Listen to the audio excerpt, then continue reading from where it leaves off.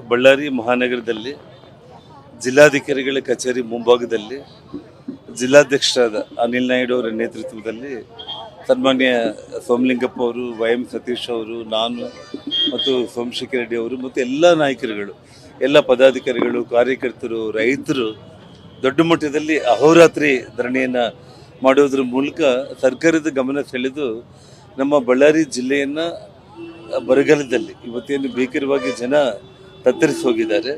So ಒಂದು ಬರಪೀಡಿತ ಜಿಲ್ಲೆಯಾಗಿ ಘೋಷಣೆ ಮಾಡಬೇಕು ಅನ್ನುವಂಥ ಒಂದು ಮನವಿಯನ್ನು ನಾವು ಮಾಡುವಂಥ ಒಂದು ವಿಚಾರದಲ್ಲಿ ನಿನ್ನೆ ರಾತ್ರಿಯಿಂದ ಇದ್ದೀವಿ.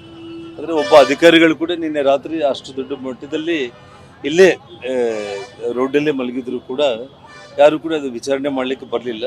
ಇವಾಗೇನು ADC ಅವರು ಬಂದು ಅವರು ಒಂದು ಮಿಸ್ಟೇಕ್ ಆಯಿತು ಅಂತ ಹೇಳೋದ್ರ ಮೂಲಕ ಇವತ್ತು ನಮ್ಮ ಮನವಿಯನ್ನು ಅವರು ಸ್ವೀಕಾರ ಮಾಡಿದ್ದಾರೆ.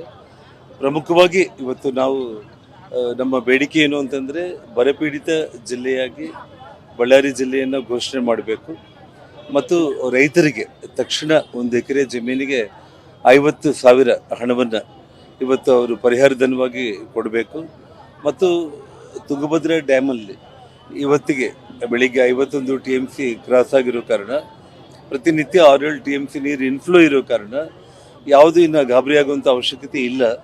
ತಕ್ಷಣ ನೀರನ್ನು ಬಿಟ್ಟರೆ ಈಗಲಾದರೂ ಕೂಡ ರೈತರಿಗೆ ಸಹಾಯ ಆಗುತ್ತೆ. ಆ ಒಂದು ವಿಚಾರವನ್ನು ಗಂಭೀರವಾಗಿ ತಗೋಬೇಕು ಮತ್ತು ಗೋಶಾಲೆಗಳನ್ನು ನಿರ್ಮಾಣ ಮಾಡಿ ಅವುಗಳಿಗೆ ಆಹಾರ ಒದಗಿಸಬೇಕು ಅನ್ನೋಂಥ ನಿರ್ಧಾರಗಳೊಂದಿಗೆ ಇವತ್ತು ನಮ್ಮ ಮನವಿ ಪತ್ರವನ್ನು ಕೊಟ್ಟಿದ್ವಿ. ನಾವು ಅದನ್ನು ಇವತ್ತು ನಾವು ಭಾಳ ಗಂಭೀರವಾಗಿ ಹೇಳಿದ್ದೀವಿ. ಇವತ್ತು ನಾವು ಮಾಡಿರುವಂಥದ್ದೆಲ್ಲವೂ ಕೂಡ ಧರಣಿ ತುಂಬ ಸಾಂಕೇತಿಕವಾಗಿ ನಾವು ಪ್ರಮುಖ ನಾಯಕರುಗಳು, ಪ್ರಮುಖ ಪಕ್ಷದ ಪದಾಧಿಕಾರಿಗಳು ಮತ್ತು ದೊಡ್ಡ ದೊಡ್ಡ ಹಿರಿಯ ರೈತರು ವಾಲಂಟ್ರಿಯಾಗಿ ಗ್ರಾಮಗಳಿಂದ ಬಂದು ಅವರು ನಮ್ಮ ಜೊತೆಯಲ್ಲಿ ಇವತ್ತು ಅಹೋರಾತ್ರಿ ಧರಣಿಯಲ್ಲಿ ಪಾಲ್ಗೊಂಡಿದ್ದಾರೆ. ಈ ವಿಚಾರದಲ್ಲಿ ನಾನು ಇವತ್ತು ಅಧಿಕಾರಿಗಳಿಗೆ ಹೇಳಿದ್ದೀನಿ, ಇವತ್ತು ಸಂಜೆ ಅಥವಾ ನಾಳೆ ಬೆಳಿಗ್ಗೆ ಒಳಗಡೆ ಸರಿಯಾದ ನಿರ್ಧಾರವನ್ನು ರಾಜ್ಯದ ಮುಖ್ಯಮಂತ್ರಿಗಳಿಂದ ಘೋಷಣೆ ಮಾಡದೆ ಹೋದ ಪಕ್ಷದಲ್ಲಿ ಮುಂದೆ ಭಾಳ ಗಂಭೀರವಾದಂಥ ಒಂದು ಹೋರಾಟ ಆಗುತ್ತೆ. ಇಡೀ ರಾಜ್ಯದಿಂದನೇ ತಾವು ಪೊಲೀಸರನ್ನ ಕರ್ಕೊಂಡು ಬರುವಂಥ ಒಂದು ಸ್ಥಿತಿಗೆ ತಾವು ಬರಬೇಡಿ, ತಕ್ಷಣ ಸ್ಪಂದಿಸಿ ಅಂತ ನಾನು ಇವತ್ತು ಹೇಳಿದ್ದೀನಿ. ನಾನು